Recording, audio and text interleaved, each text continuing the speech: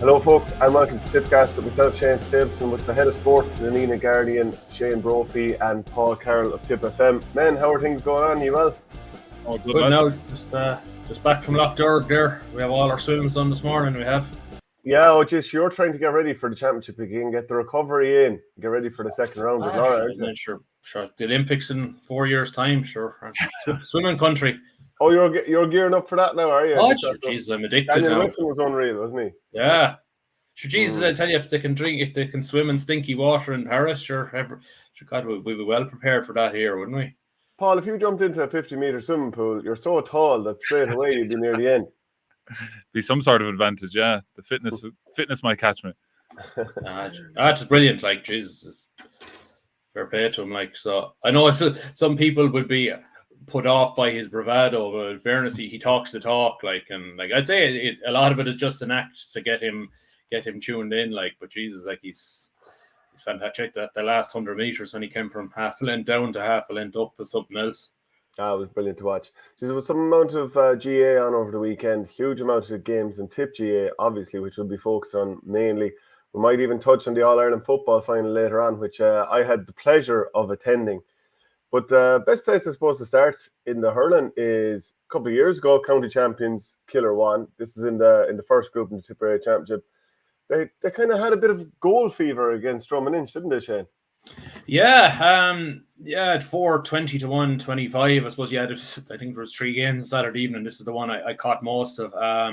Really good game, really fast-paced game. I suppose I just thought Kilruane looked like they were back to the 2022 version. There was intensity to their play. They were direct, and it's great. You know, if you say for all the modern aspects of hurling where you use the ball, it was Kilruane going direct into the square that caused Drum an amount of problems. And maybe it's actively, if you're a defender nowadays, are you used to defending ball into the square like that? Probably not. Like, and like Kilruane made hay. Like Jerome Cal got the first goal. Cian Darcy got the second one off a break. I think Cian O'Kelly, particularly his size, caused Drum an amount of problems. And I still think that like he's one. I think Liam Cahill will be probably looking at bringing back in. He's worked with Liam underage, just that sort of, how'd you say, Garrod Hegarty type of player. He mightn't be flash, but he'll win the ball for you. He might win frees and win the ball from the flashier players to get scores from. So look, I think for Kilruane, considering like they hadn't won a competitive championship game since the county final. Like the only game they'd won since was a relegation game against Upper Church last year. So like for them, a very, very good win. I suppose for Drum, like that's 2 defeats now in a row. And like they've actually haven't played that badly against Loughmore and against Kilruane, but like I don't know if he saw any of the game. I just thought that the speed or like Owen Collins must have had the ball pucked out within a second of the goal. Like he was the quickest I've ever seen. But I just... And also, he was even talking about quick, Shane, even when a score had gone over the bar. Yeah. You know, like Tom McGlinchey obviously needs time to update his notebook. But obviously Tom was allowing it. Like, and it was actually something we spoke about in another training last night. It was actually a noticeable trend at the weekend, the amount of refs that were allowing the ball off that fast. Like, so, but... I just do wonder. I don't know whether you see it in Dublin. Is what Drum doing?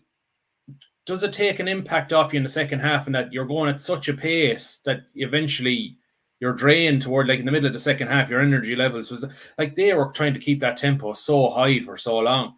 But maybe that's the notion that they feel we'll burn off the opposition if we keep doing this. Like, isn't that why you have a high tempo in sport? Well, I reckon it is. Yeah, I suppose it's just it hasn't led to victories, I suppose. But maybe they'd feel, look, we were the masters of our own downfall in the game, and that look, some of the goals in a modern sense were avoidable. But look, Kilruane punished them anytime the ball went in the square. Yeah, I mean, Drum just weren't able to deal with the aerial attacks coming in. What do you think the significance of this is, Paul? Like, can Drum recover, and how well does it set up Kilruane? It's massive for that group, because you look at Borris-Ileigh beating Toomevara, so you've Toom against Drom next, and whoever loses that game is pretty much gone out of the championship. So that'll be a massive game in 2 weeks' time. But Drom just couldn't handle that aerial attack. I think the match being on in Templederry probably lends itself to that as well, because it is a shorter field. You notice the distance between 265, so those long balls that are going in, they're not dropping around the 21, they're dropping around the edge of the square nearly. And Thomas Cleary, Cian D'Arcy, Cian O'Kelly, like they were just getting on. Cian D'Arcy's goal was very kind of avoidable from a Drum point of view. They had 3 or 4 chances to clear that ball, and he just came in and pulled across it. But yeah, it's a simple game. Like, you can think about tactics and short puck outs and all this, but sometimes if you have someone like Thomas Cleary on the edge of the square that you can lump ball down and it'll break off him, that's what Kilruane were doing. And it was kind of a weekend in general of past county champions kind of reminding everyone who they are and what players they have. Like Borris-Ileigh's win over Toom was the same, and Kilruane, 2022 champions, and then even Clonalty as well, putting it up to Kiladangan and should have beat them. So it just kind of goes to show the unpredictable nature of the county championship. Shane, do you reckon that Kilruane are striking on the right balance now, like in the half back line? And I'm not saying all these players absolutely lit it up, they didn't. But you've Craig Morgan in the half back line along with his brother. You've got Niall O'Mara back in the half forward line, and Cian O'Kelly is obviously very impactful there. And you've already talked about Thomas Cleary. Like, is it a good balance that they found now? Yeah, like their options are a little thin. Like, they only use one. Their best centre back is Niall O'Mara, but Niall, I think, offers so much more in attacking. Like, you have a very, very solid centre back in Craig Morgan there, and like, you think Aaron was missing against Tipperary, he was back, and like, you can't underestimate Willie Cleary. Like, he's free take, and he must be the purest best free taker in the county. Like, it's like playing golf. Like, he's just a beautiful technique, and like, you don't think he missed anything. And look, Sean McAdams is back from Australia as well. Like, and I thought he had a big influence on the game when he came on for Conor Cleary in the first half. Conor went down injured, but like, I think that was as close to the best iteration of Kilruane. Like, that was as close to I think that was nearly their best team. Like, and then you have maybe the likes of Jack Peters, Seamus Hennessy, and Dara Peters off the bench, like, as well. Like, you have experience coming off the bench then too. Like, so. But like, I think, I think they probably hit on maybe that balance, like having, if you're saying your 3 key players, you have Craig at centre, you have Jerome Beaver around midfield, and then you have Niall O'Mara as the sort of the leader in the attack. And like, he only scored a point, but he was very, very influential getting on the ball. Yeah, is there enough mobility, speed in that forward line for Drum, Paul, do you think? Like, Tommy Nolan, I thought, did very well, scored his 3 points from play. Callanan popped 1-1 from play as well. Like, they're making an impact. But I just wonder, is there enough mobility in that Drum forward line? Yeah, maybe, like, because they do have speed elsewhere on the field. Like someone like Podge Campion in the back, absolutely, he's a bit of a rocket, like, coming out of the half back line. But yeah, like, I thought Drum, they made it difficult for themselves at times. There's a number of times in the second half where they played those quick short puck outs, and then they just played an extra pass or two, and that gave Kilruane time to set up, but also a few sloppy mistakes and passes. Like, I'd say they're kicking themselves this week after that game, because to concede 4 goals and still be very much in the game right to the very end, but still lose the game. But yeah, it's one day left behind in terms of mobility. Maybe not the quickest, but I don't think it's a big hindrance on them either. But yeah, it's one that they definitely left behind them, but they're going to be up against it now. Yeah, we'll move on to the other game of the group, which was Borris-Ileigh against Toomevara. And I think across the board, we probably expected Toom to win this, like, go back to the North Championship and Borris-Ileigh, especially the first half against Kiladangan, really unimpressive. But what a first half, Shane, here. And ultimately only won 117-18. Did really well to hold on, especially after JD was sent off on a red card. But how surprised were you with this result? You couldn't say it was a huge surprise. Maybe on form for the last 12 months, yes. But you always said Borris-Ileigh had the potential, if they got things together, that they could win. And look, as good as Borris were in the first half, I definitely think there was a massive bang of a hangover off Toomevara, maybe off the North final as well. They were so flat in that first half. And in fairness to Borris, they really took advantage. And then a lot like Kilruane, they more or less had their strongest 15 out in the field. Like you had Brendan back at he started at full, but I think he drifted back into a more midfield role and for a lot of the first half. Shane, he started off full, then he went back full forward, then he went back full back. Then the second half he went back full forward, and then he just wasn't right, so he came off. So he was up and down the pitch. He was up and down the field. Yeah, no, he was good. And look, I thought the big plus for me was, I suppose, probably Paddy McCormick's best game at senior club level. Like I thought he was a massive power presence there in the half forward line. Really, really good. No, I think for Borris-Ileigh, they weren't at full strength against Kiladangan in the north. Like this was more back to the Borris-Ileigh ball. Kieran Maher, 2 points of play, really, really good.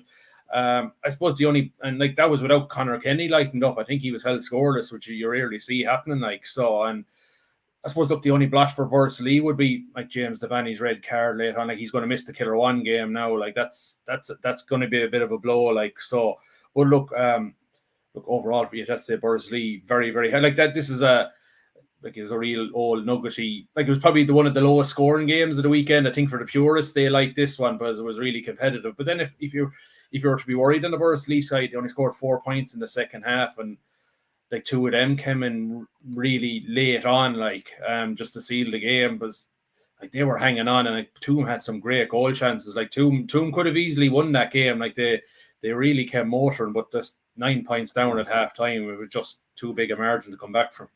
Yeah, well, like it wasn't vintage Borris, we'll put it that way, in the second half, but excellent in the first half. Like Mark McCarthy came on. I don't know if he wasn't starting because of injury or what, but like straight away he had a point on the board. Then he won a free that was converted. Then he had another one that could have actually been a point. It was hard to tell. He was upset that it was called wide.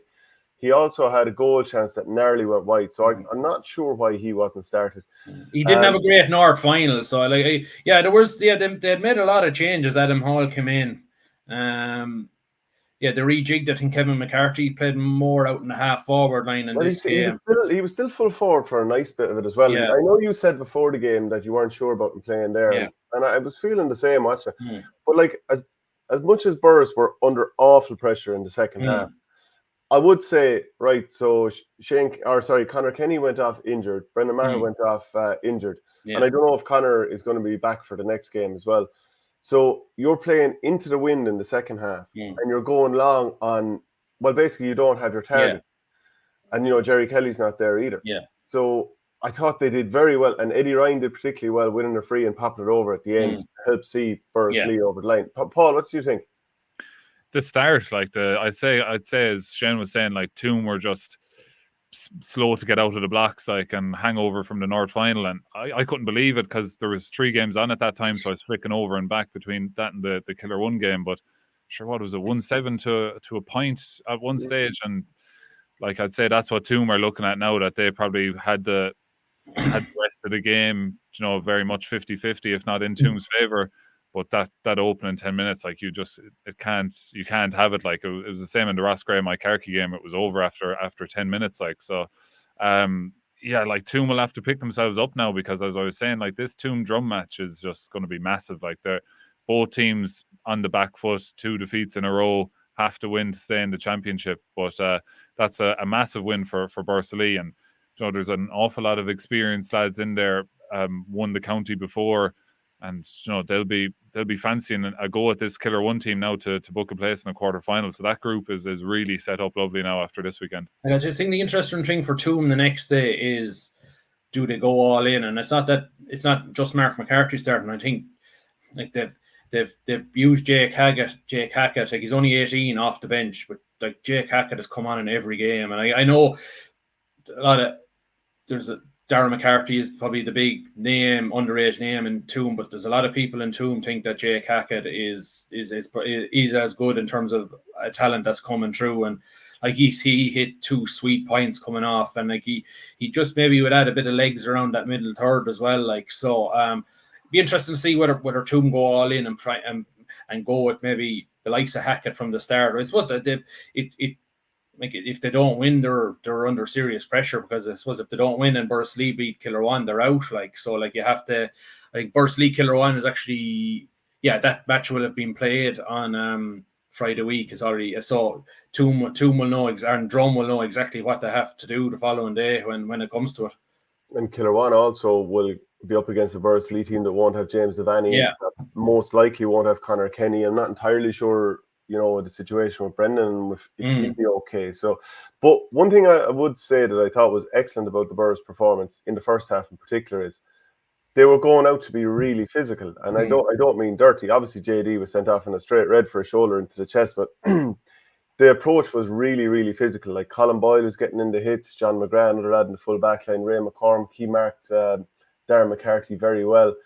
And Kieran Maher, you mentioned already, he was excellent from wing back, just driving up the field. So if that spirit can be kept for the other games, Borris-Ileigh always give themselves a chance. It was actually, and it was probably one of the few games of the weekend where there was a few hits. And then look at the scoreline, 117-18. You see a lot of the other games were mad scores, like, because it was nearly tag hurling. Like, there was no defense, there was nobody tackling the other at all. Like, so, like, there is still an ability for teams to tackle, like, but it definitely, in terms of old school hurling, this was it. Like, in terms of, like, you can still bring physicality into these contests.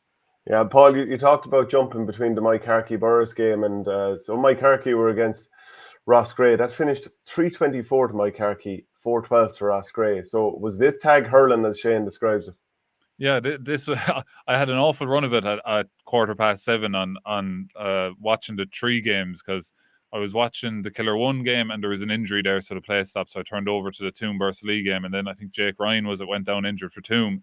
And then by the time I turned over to Moycarkey-Borris and Roscrea, it was 3-9 to 2 points, I think, after 13 minutes. Like, so, like, I couldn't believe what I was seeing, really. 3-9 to 2 points after 13 minutes, completely game over.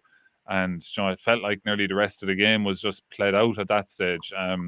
Kieran Cummins in midfield for Moycarkey burst through for a couple of great runs and set up Kyle Shelley for a goal, and Max Hackett got a brilliant goal. And as I was saying, like, that, that it was an outrageous score to put up in the first 10 minutes of a game. But I'd say Roscrea be scratching their heads, because you just can't let that happen in the first 10 minutes of a championship game, because this is a game that I'd say a lot of people found hard to call. They played each other last year and it was a draw, and that was kind of the way it was looking this year as well. But Kieran Morris, I don't think was playing for Moycarkey either. Like, he's a huge addition for them whenever he's back. I'm not sure if he's injured or away or what, but it's definitely one that Roscrea will be scratching their heads. They got a few late consolation goals, but that's kind of all they were, and it was still a 14-15 point defeat for a finish. Like, so it was a crazy result. Yeah, Shane, a couple of weeks ago, Moycarkey-Borris had themselves in a great spot against Loughmore in the mid-final, got the red card penalty, and kind of, from there they petered out. But Jesus, this is a sort of reminder that they have a lot of quality. Oh, it does, and it probably just based on some of the results of the weekend, and you can only read on what you're seeing, that some of the mid clubs are going well. Like, if Moycarkey lost to Loughmore, who are going very well, like JK Brackens. Like, there's a lot of these clubs that have started off well in the mid now are continuing their good form. And I just think, for Moycarkey, like, that was another kick on again. Like I said, to do it without Kieran Morris, the Joe Egan's still not there. Like, they were just powerful. Like, they just got the ball and they were just ran at them. Like, they were just, Roscrea were chasing shadows in the first half. It was just like they just forgot to turn up. And like, it's that's a tough one now for Roscrea, like, to try and turn things around. And, like, they have to, like, they have a massive game now at Mullinahone on Saturday week, and it's that's sort of a deflating one, because I say Roscrea will be looking at thinking, we're going to get out of the group, we've got to beat Moycarkey and Mullinahone. And not only have they lost to Moycarkey, they've lost badly. Like, so I'm sure, look, it'll be a tough week in training this week in terms of how to pick their way around this one, or pick their way through it. Yeah, and Paul, do you reckon that, and I don't know if you were just flicking through the game or how much you got a chance to watch, but the likes of Max Hackett with 1-4, Kyle Shelley 2-9, including 7 frees, Would any of these potentially have caught the eye of Liam Cahill? Like Max Hackett has been a really good hurler underage all the way coming up along, and then he just had a bad run of injuries. I think he had a knee injury, and then he came back last year. Yeah, so he's been one that like he was unreal at under kind of 20, under 21 level and in college and things like that. So he has the ability, and I think Moycarkey in general have an awful lot of really good young hurlers coming through. Like David Costigan didn't even start. Like he was brilliant for the CBS this year. Niall Heffernan, former underage player, he only came off the bench. Like they have, like Joe Egan to come. Like they have a deep squad. Okay, well then we'll move on to Thurles' victory over Mullinahone, and Conor Stapleton popped 7 points from play for himself. Geez, this was a late one on a Sunday evening. I'd be thinking, imagine if you had to go back and work in Dublin after that. Yeah, that's the dreaded throw-in time is the Sunday evening game. Waiting around all day.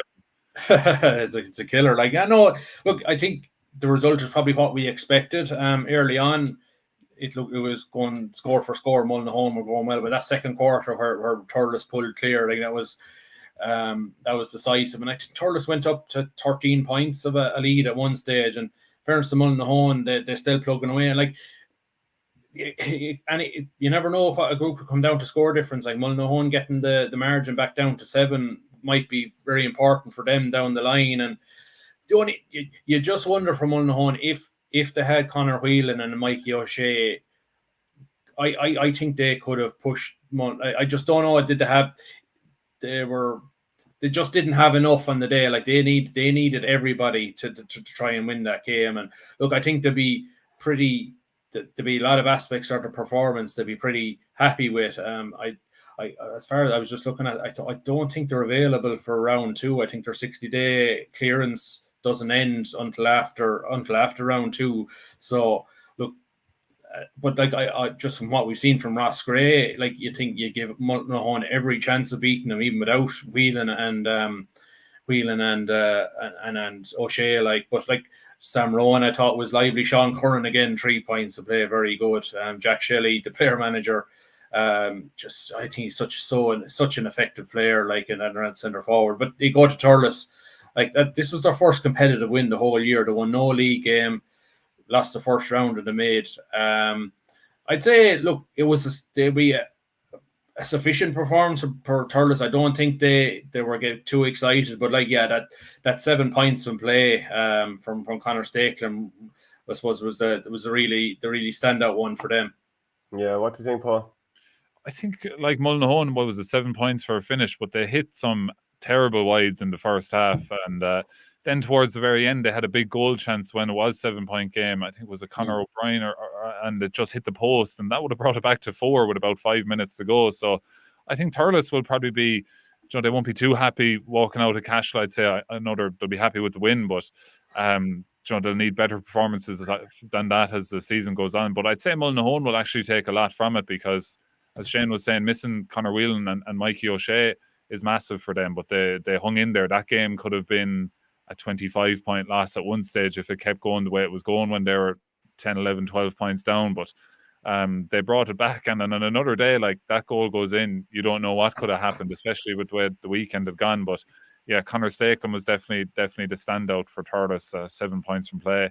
And you'd like to see him get a good long run of injury-free because he can be a big part of the Tipperary team going forward. Just his style of play, direct and work rate, and someone that can clearly take scores as well. So Thurles will have a bit of work to do. I'd say Mullinahone won't be too upset coming away with a 7 point feed, as Shane was saying. Score difference as well in that group could be massive.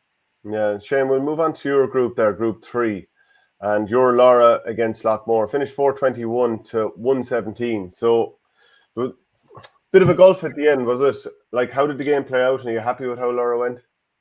I think the scoreline was harsh. Like, and it says Loughmore have done it again. The last couple of minutes, they did it against Thurles. They did it against Drom and Moycarkey in the mid. Like, they really put it on teams at the very end. And like, it was it was a 7 point game, 51 minutes gone, like, and Rowan McIntyre got through and Aidan McGrath made a brilliant save. Like, that had got in, we would have got it back to 4. And I think within a minute they went down the field and Kieran McGrath got a goal. So like there was nearly a 6-point swing there. Like, look, there's no doubt from our point of view, like there were like Loughmore coming up against a team who were so slick like that. They were very good, and like they punish any sloppiness. And I suppose from Loughmore, like the 3 goals they got in the first half, like it was runs through the centre, and maybe we just got caught ball watching and they slipped out the hand pass, or sorry, the second and third goal slipped out the hand pass and stuck them away. And then probably Tommy Maher, I thought we struggled to handle him most of the day. Like he was very effective getting up and down the field, and he probably gets one of those goals where he wouldn't be a renowned scorer for Loughmore, but geez, that was a finish, top bins for the first goal. But look, I thought we were with them a lot of the way. Like take out maybe the couple of goals. I know you can't take them out, but once we maybe maybe got an extra body in the back, so we didn't really look like conceding any goals for about a 30-minute spell. And like you think that there was a 6-point gap nearly the whole way there from the middle of the first half to about 10 minutes to go, and just say that 4th goal just killed us off. So look, I think there was a lot we did right on the night. Just I suppose the one thing you learn from Loughmore is like they will punish any sloppiness. Like, and particularly if you switch off, and I suppose that's the thing probably we've seen most from stepping up from Premier Intermediate is the particularly track and runners and off the ball running. Like there's definitely if you're not used, like there's not a lot of clubs that do that at Premier Intermediate level. Like if you switch off mentally at all, the really good teams can punish you. Yeah, Paul, like a lot more, like even without John Maher, again, they are going to be in the mix for the county championship. Yeah, and they're building up a head of steam now with the way they're finishing off games and winning the mid the way they did, winning all the games late on, and then that performance there. But yeah, like it's gas like the moments in the match, like as Shane was saying, like that Owen McIntyre shot that Aidan McGrath saved. So if that went into the back of the net, you don't know what way the game could have played out. But Loughmore, as like all great teams seem to do, they punished Laura straight away, back up the field, and was it a Kieran McGrath like top corner finish for his goal? But yeah, Tommy Maher's goal in the first half, running through the way he did, and was it Liam Tracy's goal where they played some 3 or 4 lovely passes and got him into space? Like they're a really classy team once they get going, and they've a load of momentum built up. It'll be interesting to see how they go into football now this year as well, because I'd say they're that type of club that once the ball gets rolling, whether it's hurling or football, they'll just keep it going, and they'll be hard to stop. Yeah, I know. I think.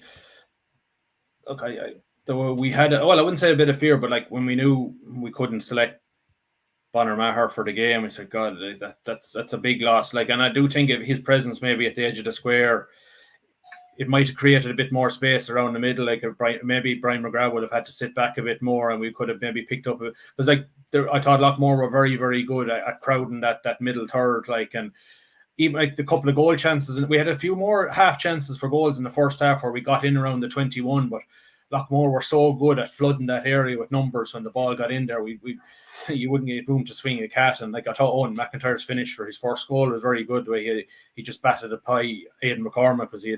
But we'd be definitely another learning, and I suppose we'll have Bonner back for Saturday weekend against Nenagh, and just disappointed we weren't able to go at full strength for the game, and so did you expect to play Bonner there, Shane, or what was there something there about? Did you not play him in the north or something like that, or what happened there? Well, we were. No, it has worked. It's proven afterwards that we could have played him in the north, but we were sort of adamant that the north and the county are all the one, and we wanted to keep him. We wanted to keep him free for the first county game, and of course county board were adamant that Bonner, and not only that, Sean Hayes and Dan O'Mara couldn't play for Kiladangan. Now, I think that was taken out of Kiladangan's hands because Sean was injured and Dan O'Mara's away, so they weren't available for selection anyway. So we've been told the North and the County Championship are separate per rule, but how they're separate when there's a link to the preliminary quarter final, I do not know. And this needs to be tidied up not just for us, but for like there could be a club next year, whoever the three champions will be to go into Munster. If they get a red card, they'll be in the same boat next year. Like, and I do personally, I think anybody I've spoken to can't understand how the divisional championships are not part of the county championship. We'll move on to the other game in that group then, and Nenagh, who you will be facing next, Shane. They lost by 19 points to 24 to Holycross Ballycahill. The game was tight for long spells. At the end of the game, Jake Morris had a chance on his left-hand side, but didn't catch it brilliantly, and Ewan Burke saved really, really well. How important was it from a Nenagh point of view to be going into this game without Sam O'Farrell, we'll say, and Philip Hickey? Because, you know, other than Jake Morris, who scored 6 from play and 1 from a free, and Mikey Heffernan, who scored 4 from play and popped a few frees, they just looked a little bit light up front, Shane. Yeah, and like Sam and like particularly Philip, like Philip has great speed, like, and I thought that they're really sort of deft, lovely, like the low center of gravity, like there's real dexterity in what they do, and that definitely they'd miss something there. And yeah, there's no doubt between Jake and Mike and Morris and Michael Heffernan, like there wasn't an awful lot of scoring support for those two, like but moving away, like I thought it was another big win for Holycross, like a club going in the right direction. You think about it, 9 players under the age of 21 started, or I think either started or finished that game, like, and Robbie Ryan, 4 points to play. Like, we've been hearing about this guy for a couple of years, like he's really classy finisher. I thought.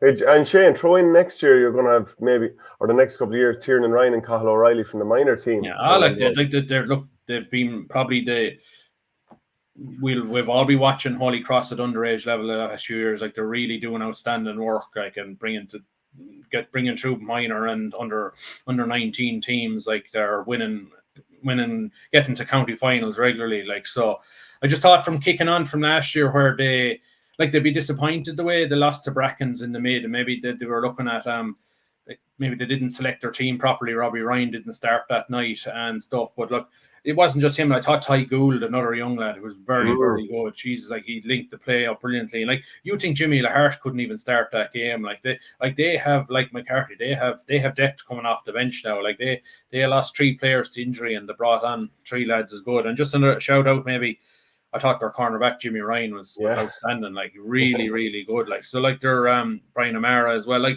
their match with Loughmore, I think, will be like, I think that has a Sunday evening game on Sunday week, but I think that could draw a huge crowd to I think it's in the Rag. Like, that's that, and I wouldn't be a bit surprised if Holycross won that. Remember, they played a very good game in Borris-Ileigh last year. It was only a puck of a ball in it, so I think it's a local derby as well. Like, so scoreboard game, wasn't it? There was some issue with the scoreboard game. Yeah. No, I just thought I think a lot of people probably thought this is a 50-50 game, and I was the same, but I leant towards Nenagh because I said a bit of experience could be decisive against a young Holycross team. But to Holycross, not only brought ability, geez, they brought some aggression and intensity to it. They really got stuck into Nenagh, and it unruffled them a small bit. Yeah, there was Schmoslin on the sideline as well. We saw that. Jeez, you don't see that too often. Yeah, Paul, it was getting very tense. Yeah, I was doing commentary on this game on Tip FM, and yeah, when that was going on, I didn't know what to be saying, because I was like, people are getting thrown over the back of the bank here nearly, and lads are getting thrown out to watch the game behind the wall. But the game in general, yeah, Holycross, like, I think there's 6 or 7 lads who are on the under-19 winning team from last year starting, and they didn't look out of place at all. Like, Robbie Ryan was very good. Like, he was, any ball that came into him, Mark Carey was like right up on his back, but he was still able to just control the ball, win the ball. Nenagh, yeah, that big chance for Jake late on, but also they're a little bit unlucky maybe with Josh Keller. He broke through. I did think at the time he did take steps, but I thought he was being fouled as well, and he buried it into the back of the net, and the ref brought it back for a free out for over carrying. But I felt Nenagh's momentum kind of went from them for the next maybe 10 minutes after that moment. That was in the first half. In the first half as well, they had Jake kind of out around the half forward line, and I think he's way better in that position because he's able to get on loose ball. If a ball is breaking around the puck out, he's available, he's there, he can take the score. They put him into the full forward line in the second half, and I just thought, like, you know, Joe Caesar just tied to him, and then Brian O'Mara sweeping in front of him, and they're kind of playing ball out to the sideline, and he'd have to sprint out to try and get it. And it's just a more difficult way of getting your best player on the ball, I think, than if you were just to let him roam around free. And I thought maybe they were lacking a little bit of ball winning ability for years. Paddy Murphy was probably that player up in the half forward line or full forward line. Now he's centre back. So I think, on the other hand, then they were able to bring on Tommy Heffernan, and Conor McCarthy returned, which was good to see as well. He'd been missing for over a year, I'd say, with his knee injury. But so it's good to see him back. But I still think Nenagh didn't play to their potential, and they were still right there. But that's not much use to him now. But for Holycross, Ewan Burke in goals, he scored 2 frees, but one was an absolute monster of a free on the edge of his own D, and he made that save against Jake. It's just a rare poor strike from Jake Morris that time. But yeah, this Holycross team, it must be a very exciting time to be in that club, because they've so much good youngsters coming through. But then they've the likes of Brian O'Mara, who scored 3 points from play in the first half.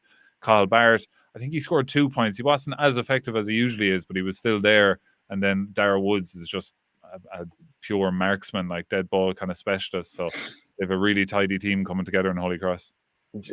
Shane, would you say at the other side of it, like we know we talk about the youth of maybe Moycarkey, Holycross, a few other teams as well, but Nenagh have a lot of good young players there. Like, even think about it, Mason Cawley, he was playing schools hurling earlier in the year. Josh Keller is very young. Philip McIntyre is very young.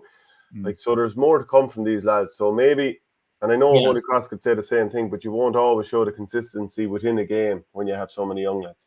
No, that's like Sam O'Farrell is the young as well. Like, he's a lot. Like, I suppose they have options. Like, and I'd agree with Paul. I thought Jake was going well at centre forward, and Mikey Heffernan was going well at full forward in the first half. And I thought changing them around, maybe it was preordained. We get to the second half that there was a bit of a breeze going into the clubhouse, and maybe they felt that we had to go a bit more direct. I just thought I thought it was when it was going, okay, they were losing 15-11 at halftime, but like, it was, you couldn't say it wasn't a retrieval, that maybe they would start that way again with Mikey inside and Jake floating, but they went the other way. And I just think it didn't work for them.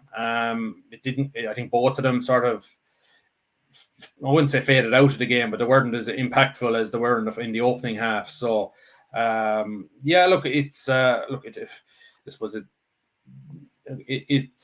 it's retrieval for Nenagh. Like, they have Laura. I think they'd fancy their chances with Loughmore as well. Like, so, but look, there's no doubt. Like, any team, you lose when you lose your first round game, you're under pressure. Like, it's just that you get that second round as must win now. Yeah, the first game in Group 4. It's a great sign for Kiladangan that without Sean Hayes, who said he's not available with suspension, Dan O'Mara is not available as well, and you said he's away, that they can come from, was it 9 points down late on, 8 or 9 points down late on, unload the likes of Darren Moran from the bench, he scores a goal. They just find a way, Paul, to come from well behind to draw 4-20 apiece with Clonoulty in Borris. Yeah, it was outrageous, really, for Clonoulty to be up 8 points as the clock goes red in 60 minutes and to not win the game is crazy. But credit to Kiladangan, like they'll never give up, but they never panic. Like, there was a few times like David Sweeney got a point late on, and Paul Flynn, and other teams might try and force it and try and push on for a goal, but they just take their scores. Now, they had to have a couple of things go their way, like Billy Seymour to letter that 21 into the back of the net. Like, if that saved, I think Robert Doyle had a chance late on for Clonoulty to kind of, at the time, would have sealed the deal. I think it would have pushed it back out to maybe a 4 or 5 point lead at the time. He kind of mishit his shot.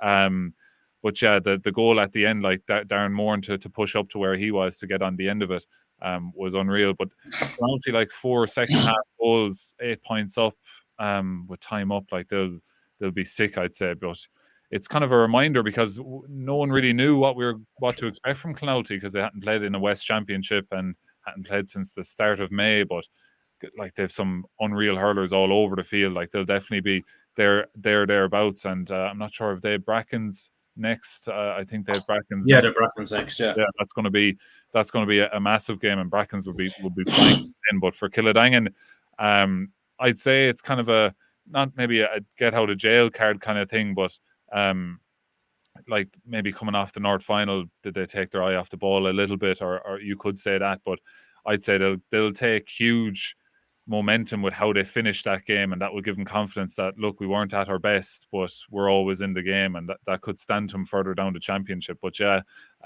it was crazy for Clonoulty really to be 8 points up and not win the game in injury time. Yeah, Clonoulty weren't able to manage the game later on. There was those couple of times when they were up the pitch, had the ball, and you know it was panicky shots or panicky clearance up the field, and it gave Kiladangan that opportunity. So Shane, how did you read it?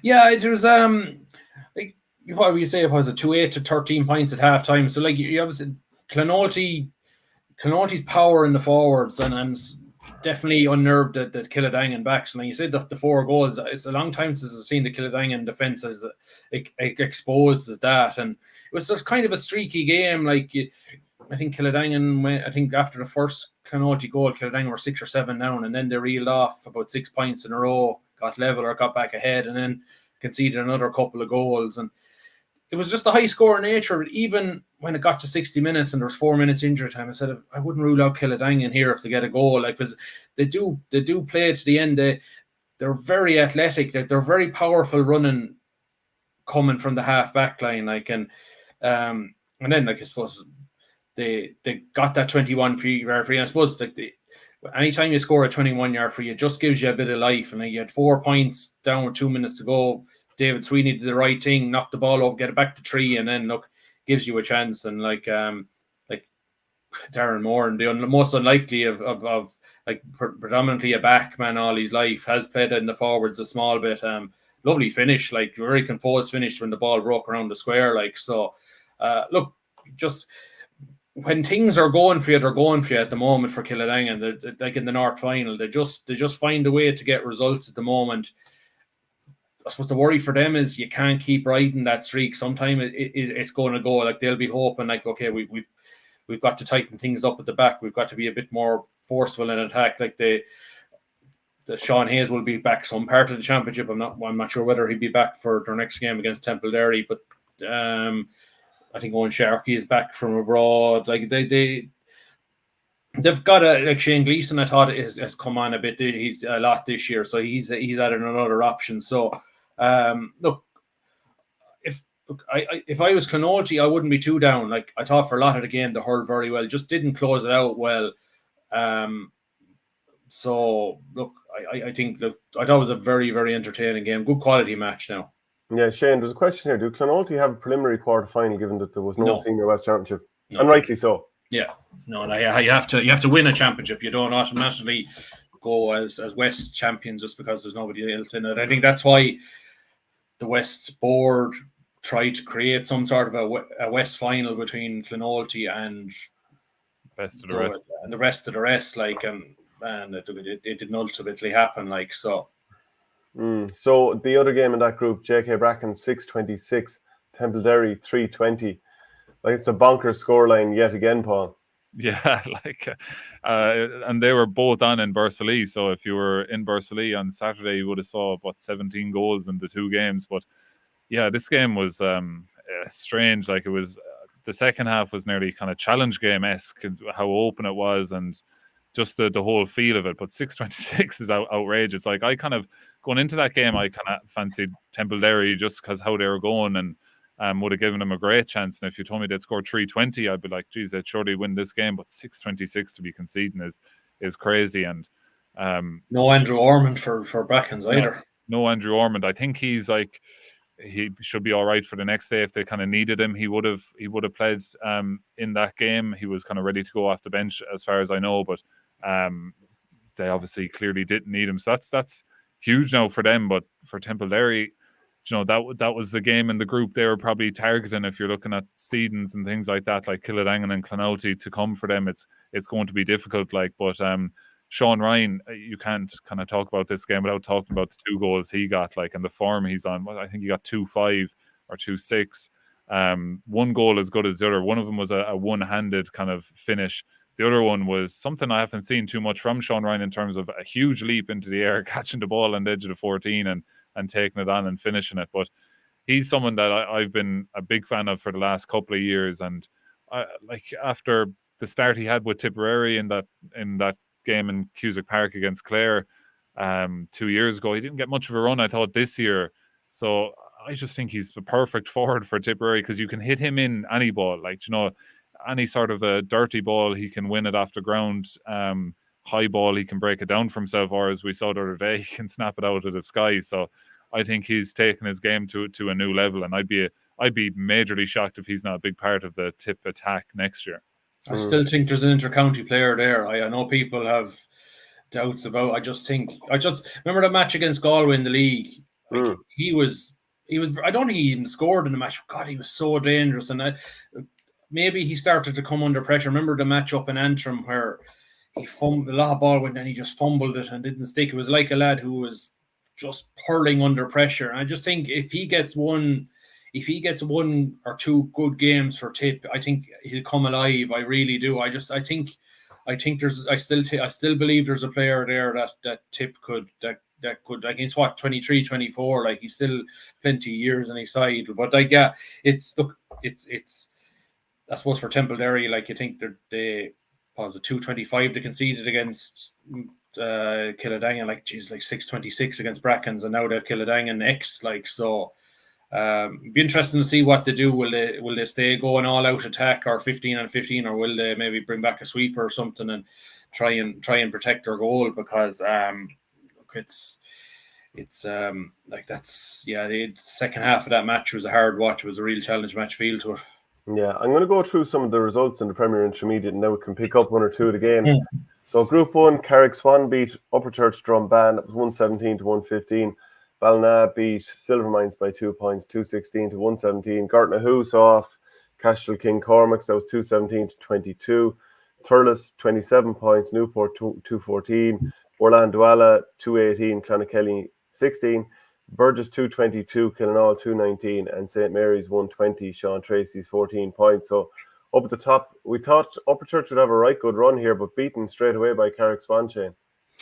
Yeah, a surprise, there's no doubt. And I suppose a mild surprise in that we know the Swan are in terms of the South, are very, very good. Look, they're South champions. They've beaten Mullinahone, they've beaten Killanall.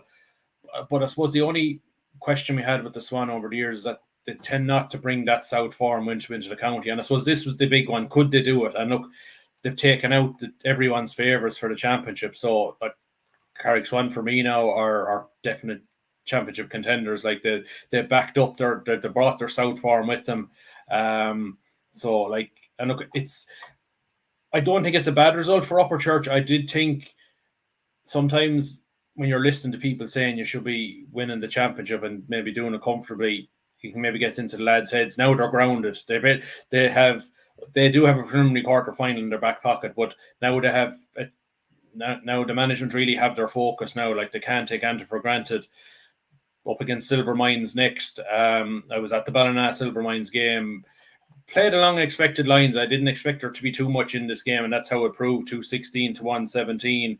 Ballina probably just about value for the win. Owen Power got 5 points from play.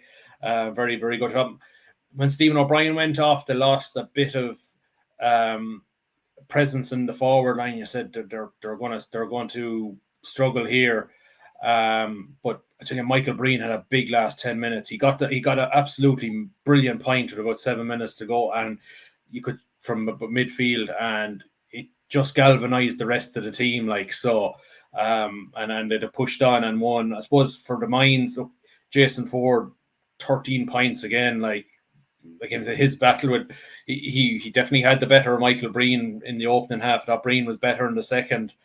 Darren McKelvey 1-2, Darragh Tracy 3 points. Again, not enough scoring support to go with Jason there, and I suppose that's the worry. Like, and the Silvermines up against Upperchurch the next day. If they don't win that, they're probably facing into maybe a relegation battle. But Ballina up against the Swan the next day. I think that'll be a tasty one. Like, I suppose the pressure's on the Swan now. Can they back up the other Upperchurch win? Because there'll be a lot of eyes on them in all their matches going forward now. Yeah, Paul, what game stood out for you, or Paul? Yeah, that Carrick-Swan game. Yeah, they're hurling unreal. Like, Gavin O'Halloran is such a classy player. Like, he they were a point up, and time was kind of up, and they won a line ball up on the 21-yard line, and he came forward from centre back to take it. And you'd think, some teams might try and play this into the corner, hold it up kind of thing. He came up and he just slotted it straight over the bar. Callum Lanigan seems to be hurling great stuff for Carrick Swan as well. And they've Aaron O'Halloran from the Tip 20s in there as well. And they're a very, very good team. And yeah, I'd agree with Shane in terms of for Upperchurch, it's probably not a bad time to be losing if they are going to lose this year. Because they're probably coming in half expecting nearly to bounce back up, just the way people are talking about them around the county. So that'll probably refocus the minds a bit. And I'd imagine they'll be going all out now to not have to worry about a preliminary quarter final, I'd say, because they've probably learned now that this grade anyone can beat anyone, and we've seen that with some of the other results around the county as well. So Upperchurch, Paddy Phelan scored a good goal for him, and like Luke Shannon is there. They've plenty of good hurlers, so you'd back them to still probably get out of this group, but they know now, I suppose, that the Premier Intermediate isn't a walk in the park. Yeah, just to touch on a couple of other maybe teams. I thought a big win for Gorton Who over Cashel. I think I was wondering I was questioning whether Gorton Who had the ability to get back to the 2022 level. They definitely have with that win over Cashel. And I suppose having Ronan Tehan back from Australia, big help. Just a great leader in that forward line, and to get that late goal from Cian Hayes, just a big win for them. And look, I suppose Cashel still scored 22 points. They're still going to get into the knockout stages as West champions, but. Look, I suppose maybe that's a small bit of a grounding for them too, that I suppose maybe they were probably second favourites maybe in some people's eyes behind Upperchurch. And just looking at a few others, Boherlahan, they have the intermediate bounce there, a good win over Clonakilty. Clonakilty are a very good side. I know Clonakilty, they had a couple of key players cried off before the throw-in, which was probably a loss to them. In terms of Sarsfields, good win over Newport. Great. I suppose Pa Burke came off the bench in that game. I thought Pa had actually retired, so great to see that somebody of the ability of Pa Burke back playing at a good level. Michael Cahill as well, and I know Paul, you were Burgess had a great win over Kiladangan, but by all accounts, Bubbles was like a wizard with the hurl in his hands again. 4 points in play. And look, the longer we can see John O'Dwyer hurling at any level, it's going to be great for the game. And he actually went off injured as well in the second half, which is a worry there. But any ball that drops to him, it's too late. If the ball is in his hand, it's too late, because I'd say they sometimes say with heavyweight boxers the power is the last thing to go. For hurlers like that, the wrists, I'd say, are the last thing to go, because he still has it in the wrists, and it's unreal to see. It was it's his first start, and I'd say in a long time. He didn't start any game last year, and he come off the bench in the South. I think it's good win for Bird coming. Sorry, I think it's his first time starting a club game since retiring from Tip. Yeah, which is it's a while at this stage. Maybe then the intermediate. One of the teams that seems to be standing out week after week is Moneygall. They had a 224 to 7-point win over Carrickgavin.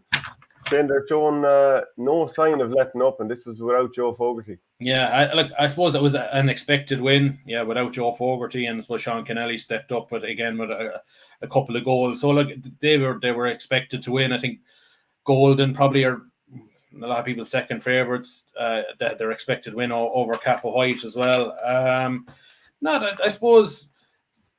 I thought Portrue did got a late draw against Drom-Inch, just off the back of the heavy North final. You'd wonder where their heads were at. Look, John Sheedy, 19 points. That's some contribution. Fair play to him. He's still flying it.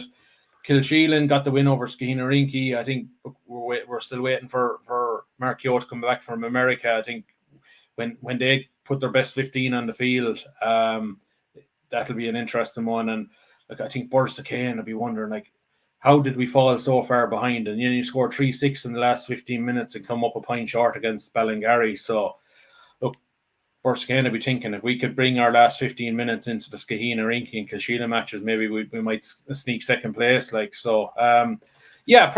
not. I'd say we probably saw a lot of matches along expected lines and intermediate the weekend.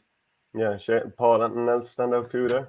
Yeah, just that Borris-Ileigh game, like they were 10 points down with about 10 minutes to go, and they scored it back. Oisin Larkin scored a few goals from there, but yeah, they'll be disappointed now because again, they'd wonder how were they that far down. Like they were down by 13, 14 points at some stages of that game. Yeah, Golden going well. There's a massive win for Shannon Rovers over Arvale Rovers in Group 4 as well, because they'd probably beat both Target in that game as the one they nearly have to win just to not have to worry about relegation. So for Shannon Rovers, that's massive. They've been kind of teetering around the end of that intermediate championship the last couple of years, but to beat Arvale, and I think they scored the last 3 or 4 points as well late on in injury time to win it. So yeah, but Moneygall, I'd say, are still definitely who I see as the favourites anyway for that division this year. Okay, we'll move on to the All-Ireland Hurling Camogie semi-final, I should say, between Galway and Tipperary. 111 to 112 to the Tribe, Shane, and Tip up by a point going into injury time. It goes 4 or 5 minutes, and Galway, they've been there a lot of times and they turned it around, and for Tip, it was just more agony at this stage of the competition. Yeah, I think I don't know if I sent you the JPEG of the back page. Like, I think Not Again was the headline I put on the Guardian. Like, you just wonder 6 semi-final losses in 7 years. Like, and definitely the last 2 or 3 are the same. Well, definitely, it just feels like when the last 3 have been 1-score games essentially. Like, and just a bit of rub of the green or a bit of luck doesn't go Tip's way. And even though they were ahead with 5 minutes ago, you said to yourself, God, they needed one more score. And I just thought there was times in the last 5 minutes we just didn't get the ball to stick in the forwards. And in fairness to Galway, they stayed going. And I thought it was a remarkable symmetry. If you go back to the league final, Carrie Dolan missed the free from more or less the same spot that handed Tip the win, and she got the same free more or less in the same spot, and she nailed it this time. And look, I'm sure that's a lovely moment for her, a bit of redemption there too. But yeah, just a killer for Tip. Like, it's like, I don't think they played to their best on the day, but you think that I thought they were so dogged. I thought the work rate was incredible. Like, they just hounded every time a Galway player got the ball. They were in their face, forced turnovers. Just, I suppose, just the quality of ball maybe going into the forwards needed to be slightly better, and a bit of the rub of the green too. I thought, okay, while the last free for Galway was a free, the amount of things Liz Dempsey let go that were more blatant frees throughout were incredible. She must be a dream for a defender. Like, it was the amount of pushes in the back she lets go is ridiculous. I think Clodagh McIntyre was pushing the back 3 times and got no free in the match. Like, it's easy frees. She'd be a brilliant referee in the men's game, but she wouldn't be. She just let it go. Like, so. But look, just a small bit of the rub of the green. A lot like last year. I think I do think there has to be a legitimate discussion about Karen Kennedy playing further up the field. Just while we have a lot of good players up the field, and I think Roisin Howard having to be taken off with 15 minutes ago is a loss. I think they probably decided she was on a yellow, probably too much of a risk to leave her on, because that, like, Karen is a game breaker. She's a class act. We have a lot of good forwards, but we don't have a game breaker like maybe or the girl of the Mallons was on the Galway side, or Aoife Dunnan, who just somebody that could create something out of nothing. I just think we have a lot of good players that could play centre back and that she could go upfield. And we saw in the league final, she got one ball in space and it turned into a goal, and that goal won us the game. I think maybe if Tip are going to get over the line, they probably need to do something like that. That maybe you might weaken your defence slightly, because, like, she's the best centre back in the game, but maybe her skill set is needed in a different.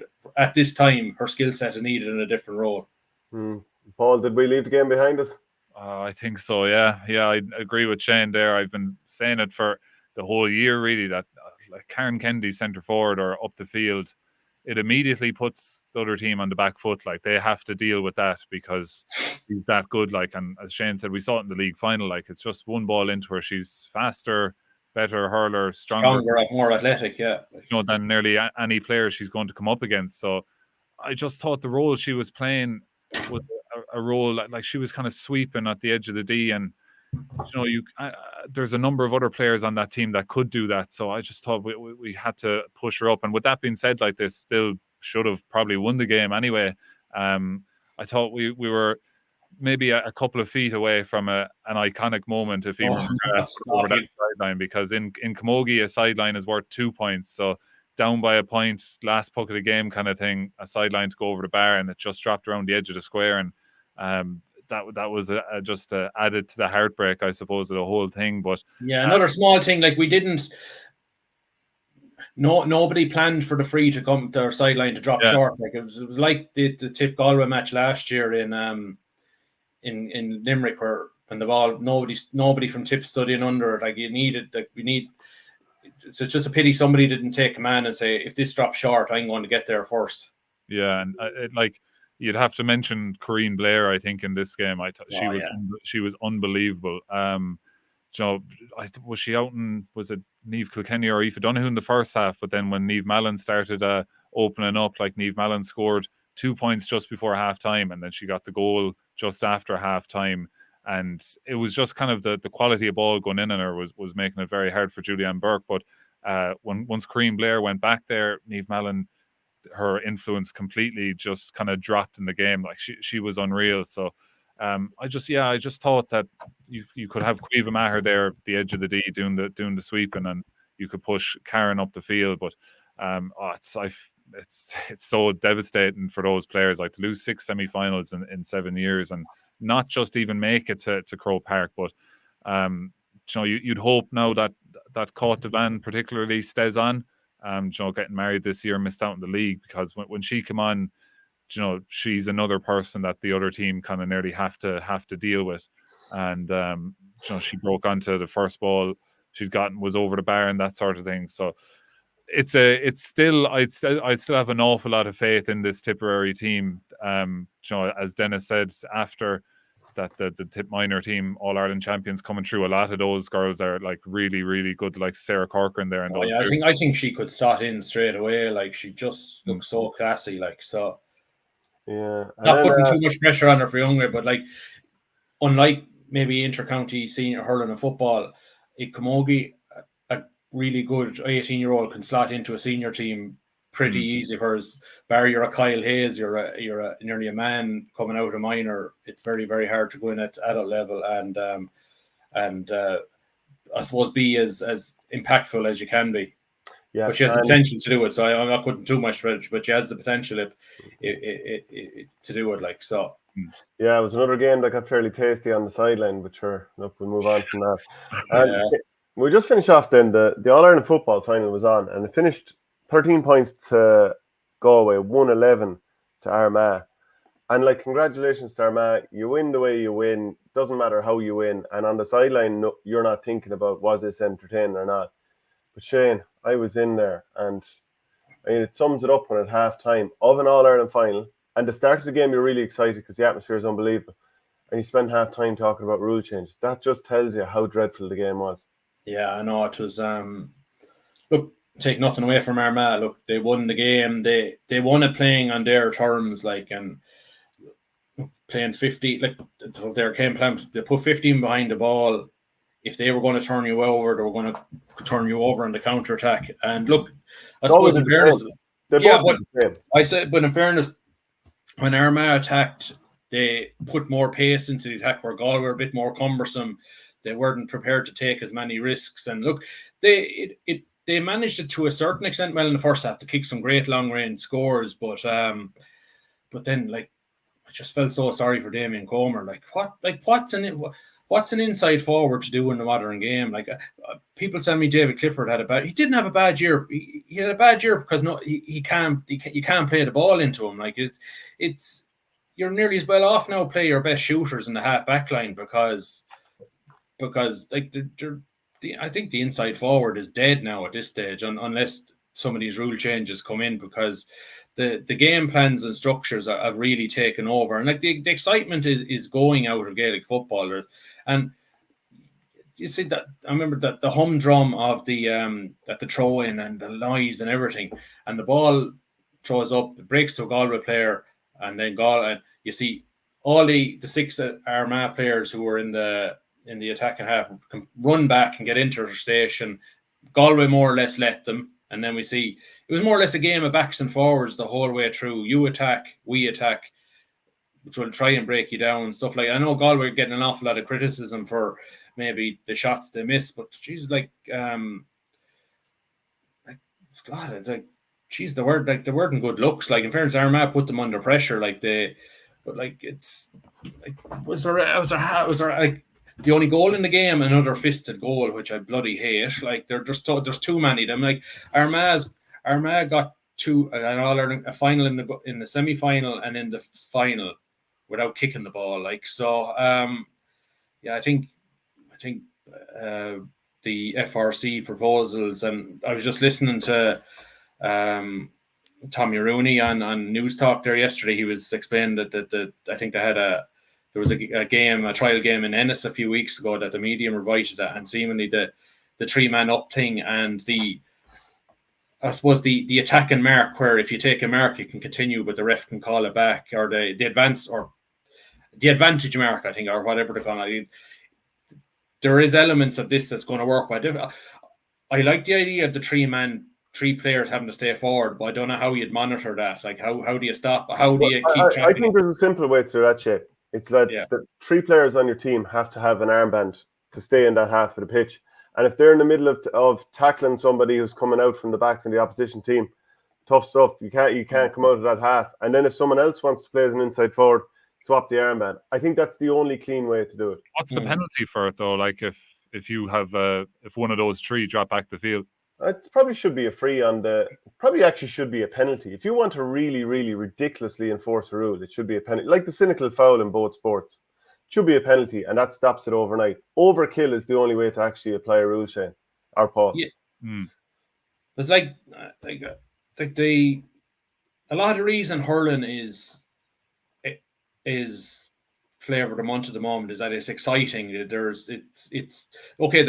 You might say maybe there's a bit too much scoring, but there's always something happening in hurling. Like, but in football, like, you could go, like, I think Galway's first 2 points both came from bouts of possession from over 2 minutes long, going back side to side before they finally got an opening. Like, that's not exciting. Do you know what it is, Shane?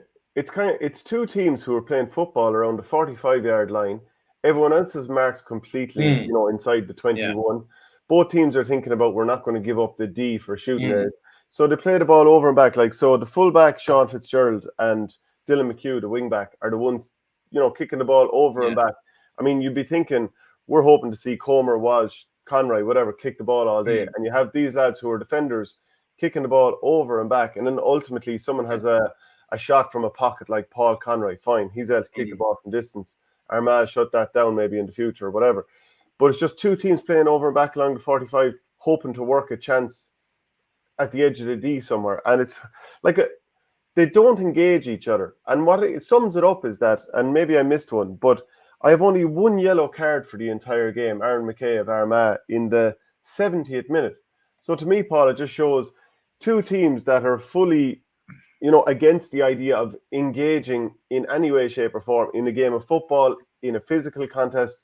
They just stand off each other. It's 2 teams playing in front of each other. And then that thought process is probably compounded then when someone does give the ball away sloppily on the other team's 45, because the counter attack is on then, and that seemed to be effective for both teams. But yeah, like, in general, I'd say if you could do a study on like Irish Twitter use during the All-Ireland hurling final and All-Ireland football final, I'd say it was way up into football compared to hurling, because you just have times where you're watching the game and you'll see it going into that pattern of, okay, one team has dropped back, the other team are passing it around, and you'll just look to do something else. You'll start a conversation, you'll go on your phone or whatever.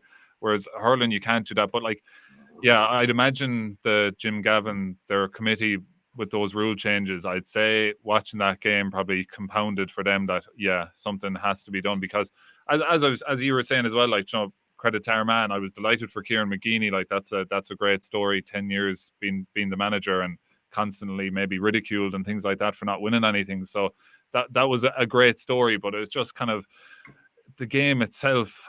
Like, something has to be done. And you hear people talking about like basketball years ago was in a similar state where there was no shot clock, so the teams, if you're winning, you just throw it around, pass it around, and never bring it up the court. And then they brought in the backcourt rule where you have 8 seconds to get up to the halfway point, and once you go past it, you can't go back, and then you have 24 seconds to take a shot. So I don't know what, like, if the rule changes they've proposed are going to save football, but something has to be done, because like Damien Comer, when he was coming off the field, it was like the first time you realized he was on the field, and he's, you know, unbelievable, like, and not, you know, you may as well have a stool up in the full forward line, because it's just not going into them at all, like. And I don't know, maybe something like it's hard to know, but something has to be done, because when the teams did, like, you know, there were some brilliant scores in the game, and anytime a score went over, you were saying, geez, that was a great score,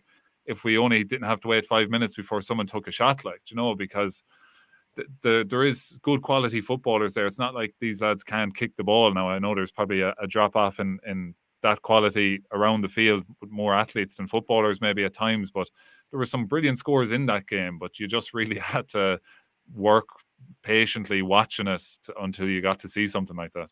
Like, there was no good football match this year in the championship again, and even like the way football is going, you're as well off not, if a match is at 3:00, you're as well off tune in about 4:10, 10 minutes into the second half, because that's when a match will break out, when the finish line is coming into view. Like, it's just so programmed at the moment. Like, the statisticians have, and the coaches really have the spontaneity taken out of these lads. And we from the Mayo finals a few years ago, like, they were unbelievable games of football. Yeah, and well, you want to see lads moving in space. So you want to see, no disrespect to Armagh and the amount of scores they got from the defenders, but you want to see, like, Conor Turbot, like, one of their best forwards, not in the game. Like, they have outstanding forwards, Armagh, not to be playing that style of football.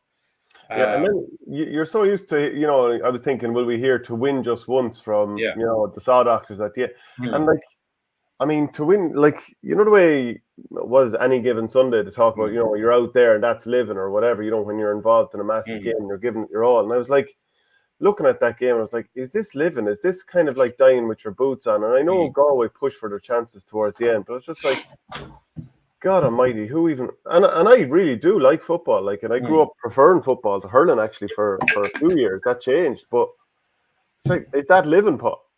No, to not lose just once, maybe more so than to win just one. I like, that's a good point. That, like, you know, like, are the players enjoying it? I'm sure the Armagh lads are having a right week. Like, they won't care. But in terms of just I'll be interested. But, like, the aura of McGeeney must be incredible. Like, there's something about him, and I did find that the chatter and coming from Kildare, and even, like, if you're 9 or 10 years our man, why wouldn't people be doubting you last year? Like, how long was he allowed to go on before somebody said, maybe you're not the man to get them over the line? Look, it's worked out for them, and, like, I'm not for changing managers willy-nilly. But I just do wonder, like, and, like, you see even the chatter coming out with Kildare that after 4 years that we shouldn't have got rid of him. Like, but when maybe there's something about him that he's like that. I would have thought in a lot of other counties, if you hadn't done anything in 9 years, even for all the bad luck they had with penalties and stuff, that he would have been gone. Like, and I think people saying that he didn't deserve to be criticised, he probably did. But, like, if you haven't done anything, like, they've been competitive without winning. Like, at the end of the day, you've got to show something at some stage. And look, in their 10th year, they finally have. Like, but Jesus, like, in a lot of other counties, he would have been gone years ago. You would indeed. Okay, well, look, that's pretty much it for the show today. And actually, I'm delighted for him. I'm a big McGeeney fan. I'd say it's fair sweet for him, just with all the clubs who voted against him to get him out. Like, I'd say he'll be walking around Armagh with a chest out for the rest of the year. I could see him doing another. I'd say he's there for life now, as long as he wants it. Like, he'll be like Mickey Hart, or Mick O'Dwyer. He'll nearly have to be shoved out now when the time comes. Like, so. Yeah. Okay, well, look, that's it from the show. Just a reminder, the Guardian is out now if you want to get plenty of more sports coverage. Just while I have it, I suppose I haven't put it up on the website yet. What I'm about to do is just said I have a piece in the paper that I have fairly solid that Philly Ryan will be the new Tipperary senior football manager. I think it'll be announced later in the week. So, so like I suppose Philly, very popular character. Jesus, he's a great chap to deal with, and I think he'd be, in terms of maybe enticing guys back into the tip panel, I think it'd be hard to say no to Philly. So I think he'll put a good management group around him. He's been involved with commercials the last few years, behind the scenes, managed them to a county championship. Jeez, I couldn't believe it was back in 7 and 8. He was Tip minor managers. I completely forgotten it. And that team that lost a Munster minor final replay to Kerry. So yeah, I think it's a good appointment. Brendan Cummins ratified for another 2 years the under-20 hurlers. And I think it looks like James Woodlock will stay on with the minors. It just hasn't been confirmed yet. So minor and under-20 football managers staying the same. So, and yeah, I just noticed that story going around yesterday that Davy for Antrim. I tell you, while I'm not a huge fan of the Davy circus, I think he's perfect for Antrim in terms of the excitement he would create up there. Yeah, siege mentalities. Yeah, they're up there. The minute Darren Gleeson left, I was like, it's Davy's going there. I think that's definitely going to happen. I haven't seen any rumors of that, but I just think it'd suit him down to the ground. I think the people of Armagh or people of Antrim would really row in behind the team if that happened, and they could give it a right crack. Like I'd imagine if he went up there for just a couple of years, the kind of usual kind of stint.